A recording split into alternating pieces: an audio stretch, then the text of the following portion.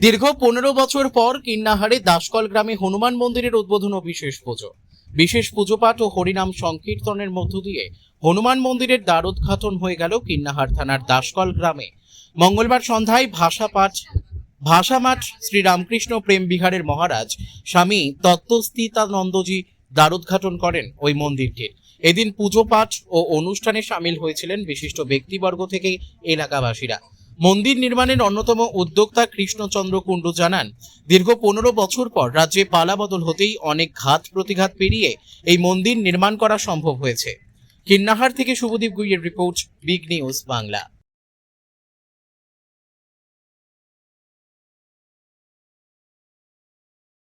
অবশ্যই আজ থেকে 4 বছর আগে আমরা এই মন্দিরটা প্রতিস্থাপন করতে যাচ্ছিলাম, কিন্তু আগে যে তৃণমূল সরকার ছিল সেই সরকার আমাদেরকে এই মন্দিরটা স্থাপন করতে দেয়নি।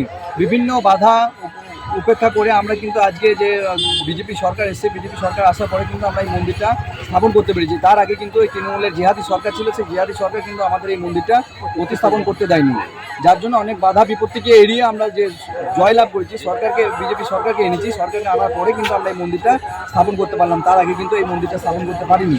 আর সবথেকে বড় কথা, আমাদের যে পুরনো কার্যকর্তা বিকাশ চট্টরাজ, ইনি কিন্তু 1987 সাল থেকে আমাদের বিজেপির দলে আছেন। আর উনি সবথেকে বড় কথা হচ্ছে দুধ কুমার মণ্ডল ওনার সহকর্মী, ওনাকে দুধ কুমার মণ্ডল ভালো করেই চেনেন। মানে এনেই কি দীর্ঘ লড়াইয়ের পর আজকে এখানে স্থাপন করতে পারলেন এনার তত্ত্বাবধানে? একদম, হ্যাঁ, ওনারও সহযোগিতা অবশ্যই আছে।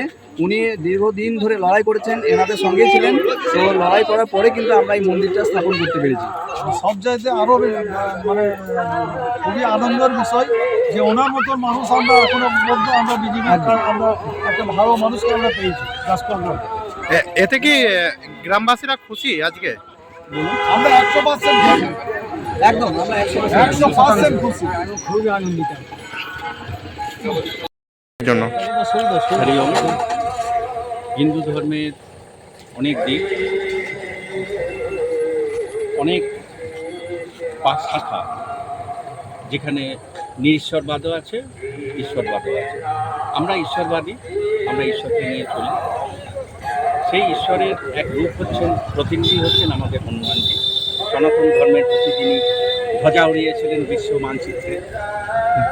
সমুদ্র পেরিয়ে, তখনকার দিনে সমুদ্র পেরোনোর অপরাধ, এবং স্বামীজিও পেরিয়েছিলেন, তাকে অপরাধী বলা হয়েছিল। সনাতন ধর্মে ধ্বজা উড়িয়ে এসেছিলেন, রামের জয় করে এসেছেন, সীতাকে উদ্ধার করে এনেছেন, সব কিছুই মানলাম। কিন্তু আমরা যে পরাধীন হয়ে গেছি, আমরা এই মোবাইলের কাছে, সমাজের ভোগের কাছে পরাধীন হয়ে বসে আছি। সেইখান থেকে উদ্ধার করবে কে? হনুমানজির ত্যাগ, চিরঞ্জীবী তাকে বলা হয়, ওনার নির্ভীকতা, ব্রহ্মচর্য, সব কিছুই আমাদের কল্যাণেই লাগাবো। কিন্তু তার কৃপা আমরা পাচ্ছি না কেন? শুধু মন্দির প্রতিষ্ঠা করলেই হবে না তো, তাকে হৃদ মন্দিরে স্থাপন করতে হবে।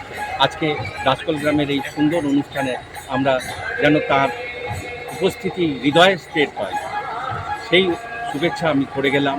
এবং আমাদেরকে এই হিন্দু ধর্মের প্রতিনিধিত্ব যিনি করেছিলেন, হনুমানজির উত্তরসূরি হয়ে আমাদেরকে হিন্দু ধর্মকে, সনাতন ধর্মকে এগিয়ে নিয়ে যাওয়ার আহ্বান দিয়ে গেলাম।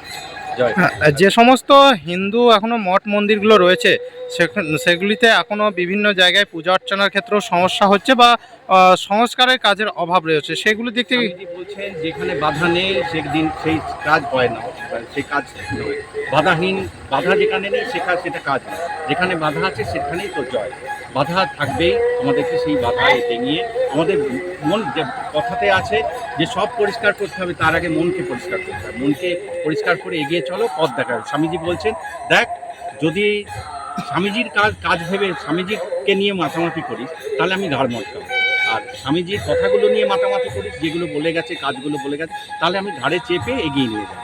তেমনি হনুমানজি, স্বামীজি তো হনুমানের প্রতীক, তেমনি হনুমানজিও দেখো, হনুমানজি বলছেন আমাকে নিয়ে মাতামাতি, আমি যেগুলো রামের জন্য আমি করেছি সেইটা তোমরা যদি অনুসরণ করো, হৃদয়ে স্থাপন করো, এগিয়ে নিয়ে যাও, তাহলেই আমি খুশি হব। এই হচ্ছে বার্তা, তাতে কোনো সমস্যা আসবে না। তিনি এসে আমাদেরকে উদ্ধার করবেন, সেই সমস্যা থেকে উদ্ধার করবেন। তিনি সংকট মোচন, তার আর এক নাম চিরঞ্জীবী। জয় হনুমানজি কি জয়। আপনার নাম? জয় শ্রীরাম। আপনার নাম?